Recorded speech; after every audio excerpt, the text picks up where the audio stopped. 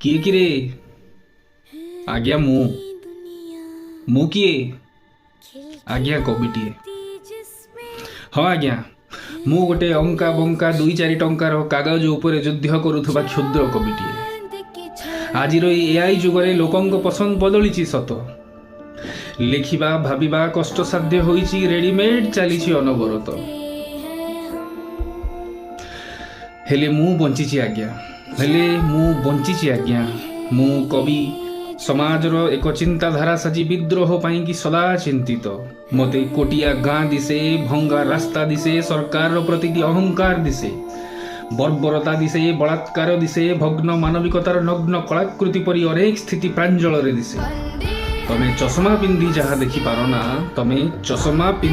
ଦେଖିପାର ନା, କବିଟିକୁ ତାହା ନିଦ୍ରାରେ ବି ଦିଶେ। କବି ଜାତିର ମୁଁ, ହୃଦୟର ନିଆଁକୁ ଆୟତ୍ତ କରି ସମାଜରେ ଭୀରୁତାର କୀଟକୁ ଦମନ କରେ। ଲେଖା ମାଧ୍ୟମରେ କିଳା ଦେଇ ଦେଇ କୁମ୍ଭକର୍ଣ୍ଣମାନଙ୍କୁ ଜାଗ୍ରତ କରେ। ଶେଷରେ ଏତିକି ଜଣେଇ ଦେଉଛି, ଶୁଣୁଛ ବୋଲି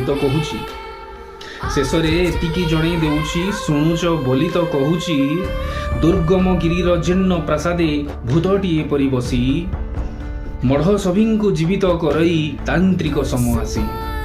କିନ୍ତୁ କିଏ ଯଦି ପଚାରେ କିଏ କିରେ? ଆଜ୍ଞା ମୁଁ।